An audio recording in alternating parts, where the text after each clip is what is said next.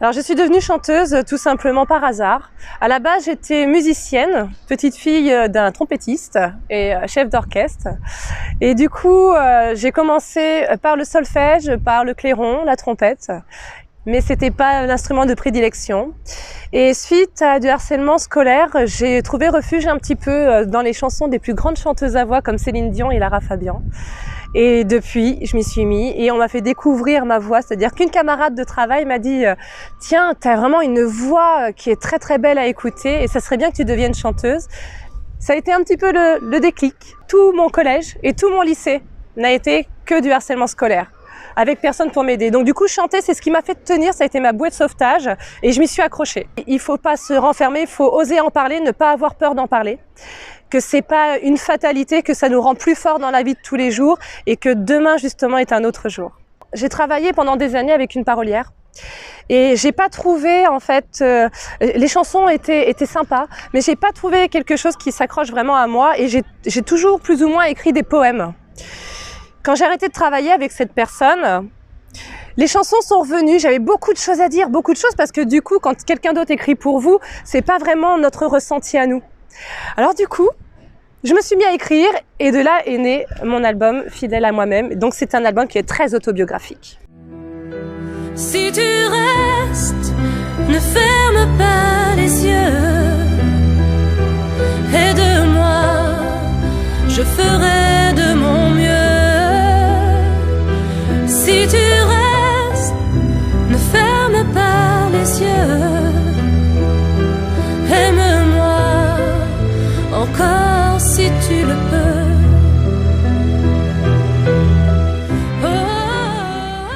Ça reste toujours général, hein. C'est-à-dire que tout le monde peut s'approprier les chansons, mais à la base c'était vraiment un exutoire. C'était pour tout ce que j'avais traversé, tout ce que j'avais vécu dans ma vie. Je voulais que ça soit écrit, que ça soit mis en forme et que ça sorte sur un album. Donc toutes les chansons qui sont dans cet album sont très représentatives de ce que moi j'ai déjà vécu.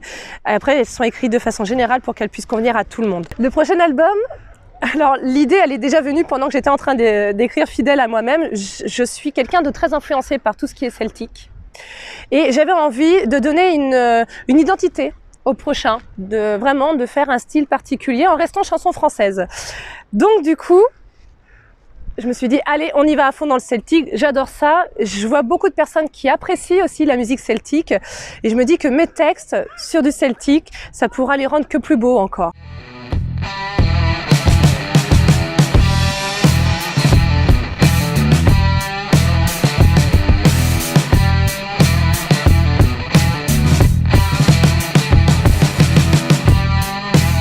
Le jour où j'ai eu mon troisième enfant, j'ai une dame qui est venue me voir à la fin du spectacle et qui m'a dit « Mais comment vous faites ? Comment vous faites 3 enfants et vous continuez à chanter et vous continuez à donner et à faire du chemin et à être maman ?» Et elle me dit « Mais comment vous faites ?» Et là je me suis dit « Je vais le raconter sur un spectacle humoristique dans lequel je vais emmener mes chansons, donc faire découvrir les chansons que j'ai écrites parce que ça reflète de mon quotidien aussi. » Et j'ai dit, allez, on va l'emmener de façon humoristique, puisque aujourd'hui, les gens ont besoin de rire. Et c'est comme ça qu'est née Ma vie tranquille. Alors, si aujourd'hui, je devais faire un duo, ça va peut-être surprendre, hein. Si je devais faire un duo, là, vraiment, mon rêve, ça serait de faire un duo avec Benabar. Voilà, c'est mon artiste de référence, c'est celui que j'aimerais rencontrer mais que malheureusement je n'ai pas la chance à chaque fois. Je crois que la seule fois j'ai réussi à aller le voir en concert et je me suis dit je vais pouvoir le rencontrer à la fin parce qu'il est assez proche de son public. Je n'ai pas pu parce que c'était une date de fin de tournée à Orléans et qui faisait la chouille avec ses musiciens donc c'était pas possible. Mais je le comprends parce que je pense que tous les artistes en fin de tournée ont envie de se retrouver entre potes et de faire la fête. Et voilà, donc ce serait Benabar. Parce que je me sens proche de ses textes, je me reconnais dans beaucoup de choses qu'il écrit. J'aimerais avoir une écriture comme la sienne et j'aimerais partager une chanson avec lui, celle qui me tient à cœur, c'est Je suis de celle. Tiens que qu'est-ce que tu fais là? C'est moi, c'est Mélanie. Quoi, tu me reconnais pas? Mais si, on était ensemble au lycée. C'est vrai, j'ai changé. J'ai des enfants, un mari. Bah quoi, t'as l'air surpris? J'étais pas destinée à une vie bien rangée. J'étais perdue, mon mari m'a trouvée. J'étais de celles qui disent jamais non. Les maris, couche-toi là, dont on oublie le nom. Alors à ceux qui me suivent depuis longtemps, j'espère qu'ils vont continuer de me suivre, j'espère qu'ils vont adhérer à tous les projets de fous que je leur propose, bien sûr, parce que j'ai une folie et je compte y aller à fond. Donc j'espère qu'ils vont continuer à me suivre. Et pour tous ceux qui aimeraient me découvrir, je les invite justement à venir apprécier la femme que je suis à travers mes chansons, à travers mes albums et à travers mes spectacles.